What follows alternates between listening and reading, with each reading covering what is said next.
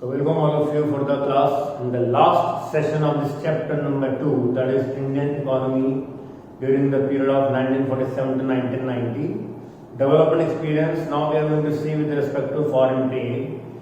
Foreign trade is basically an international trade that is concerned with export of goods and services, import of goods and services, and various other financial or economic transactions that we used to deal or make with various countries in all parts of the world, in order to facilitate inflow and outflow of foreign exchange.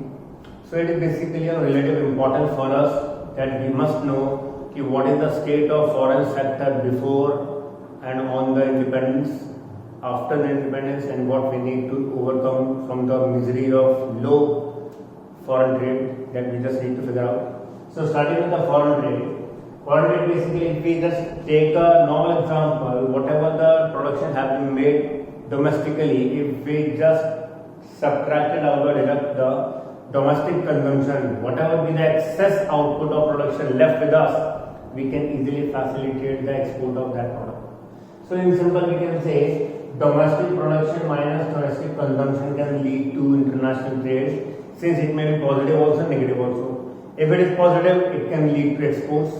If it is negative, it can lead to imports.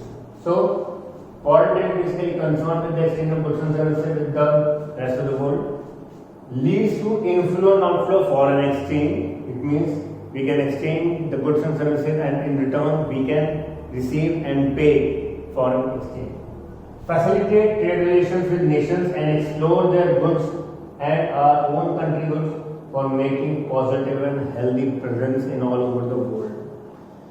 Basically, students, when India was under the British rule and before the arrival of British rule, our handicraft was world famous. Every corner of the world, our handicraft used to have a great amount of exports. People love to buy our handicraft, and even today, lots and lots of foreign tourists, when they arrive into India, they just used to visit Rajasthan specifically for the purpose of two things: to just see the heritage, right, and second, to just see the handicraft item the people used to create magnificently. Now, on or before independence, if we talk about, we say it was under the monopoly control of the British rule. Right? It means our trade relation was just limited to Britishers only, or with some one or two countries more. Then, whatever the trade relation was used to establish with any other country, the British government used to make all the policy, procedures and regulations, or we can say restrictions. Cheap export, it means duty-free export of raw material and resources from India. Whatever the resources India were having, whatever the raw material India was having, they just used to export them out of India, especially to Britain, for the purpose of making finished goods item in Britain in their companies. Then there was exports with heavy duty of Indian handicraft products. The reason behind the decay of our India handicraft was just basically the British rule. The British government has just completely destroyed or banished our Indian handicraft industry by imposing heavy duty on the exports. That's why the people who were trading across India were felt reluctant even to just make exports one time or two times even. Then duty-free or with least duty import of finished goods from Britain. It means from Britain, the goods, the finished items that were really more costly, they were used to be imported from Britain to India, and the Indian people were made to consume them, use them and purchase them. Then, no doubt there was surplus imbalance of trade that was 31 crore in 1946 to 47, but it was later on shrunk to just 14 crore in just a span of a single year, since all the trade relations had been stopped from the British government as and when the India got its independence.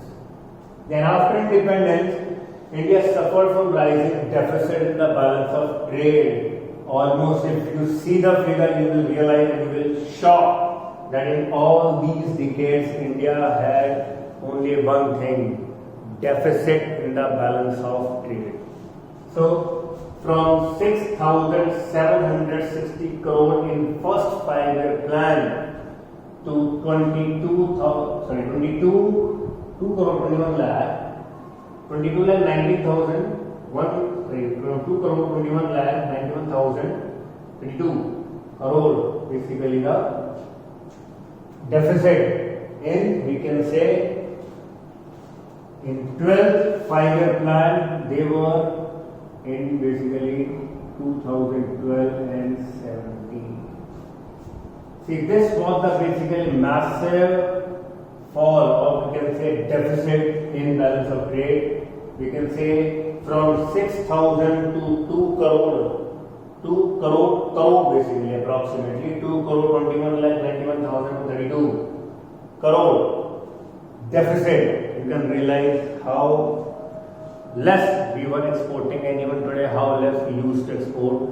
Even the government used to give the opportunity for giving you the time that you should go for export and giving you the more relaxation opportunity by giving 100% subsidies to the exported items, right? You must undergo, so that we must be able to increase our foreign exchange with the rest of the world.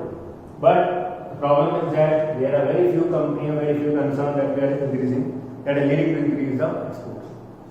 So, in earlier years of independence, export was consisting of agricultural produce, conventional items and handicraft. Then, for this, we just need to look over, since our imports were on the rise and our foreign exchange were to fall, we just need to go for some suitable policy that we have developed in IPR 1956, that was import substitution policy, that was known as inward-looking trade strategy. This trade strategy was implemented in order to restrict imports, abolish imports, so that we must be able to protect domestic industry from international market. We must be able to raise the domestic consumption by making more domestic production, since the population was on rise after 1921. We used to say that 1921 is said to be the year of great divide. So we must know that there was a great urgent need for increase production level. So the inward-looking trade strategy was formed for the purpose of protecting domestic industry, to raise the production of goods than imports, to restrict import and economize foreign exchange for imports and of heavy capital goods. Means we just need to see, we need not to import all the items. We should import only those items that were of, say, heavy capital goods, or that were only of importance that can lead to the production of Indian consumer goods.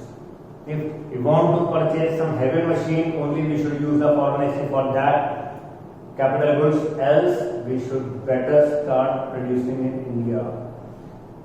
In this, there was one problem that emerges out, that was we never work out for export promotion, rather than we just work out for import substitution, or we just work it out for the purpose of increasing the domestic production only.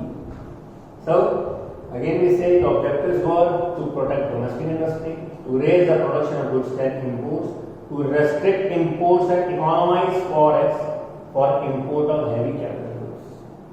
So, when these three objectives were undertaken, none of the objective was leading to any export promotion.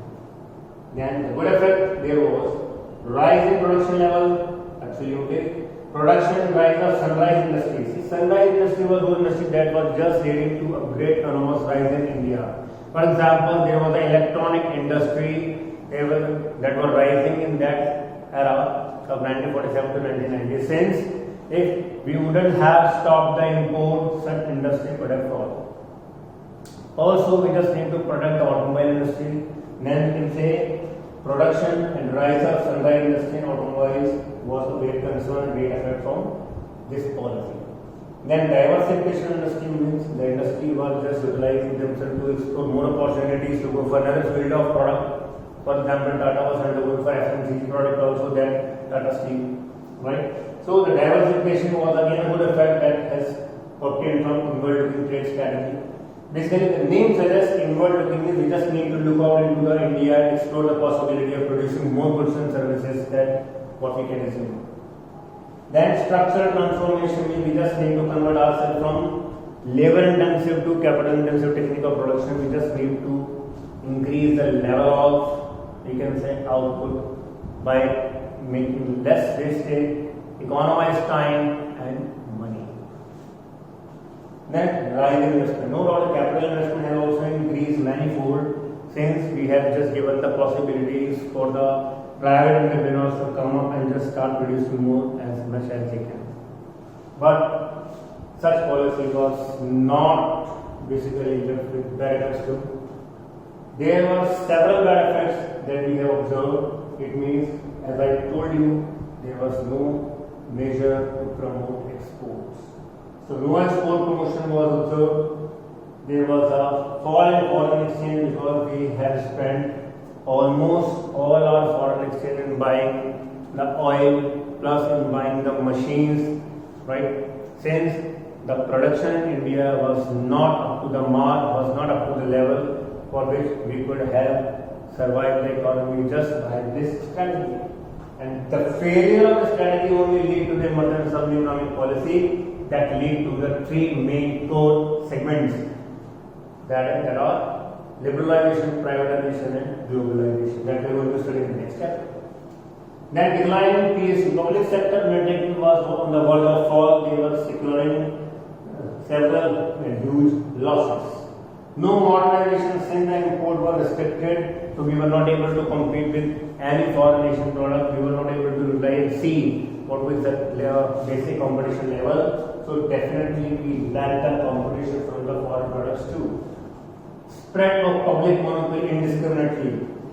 See, student, there was, I tell you one example, there was a company that is known as Modern Bakery that was a pure government concern. We often used to discuss what should government produce and what should be given to the private entrepreneurs. Since private entrepreneurs can easily produce what we can say bread and bakery items too, but they were not allowed since it was just in the hands of government monopoly. So when such type of monopoly was on the rise, they just basically spoiled the interest of the private entrepreneurs to come up with the good ideas to establish their own firms and businesses. So these are the bad effects, these are the good effects that we have taken, and this is what the situation of foreign trade on the era of 1947 to 1990. It means whatever the amount of foreign trade we used to have, that was just not optimum at that time till 1991 arrives, till the new economic policy arrives, till we facilitated the three main terms, that is liberalization, privatization and globalization. Fine. So student, this completes the chapter number 2, Indian economy, development experience during the reign of 1947 to 1990. Thank you so much, students.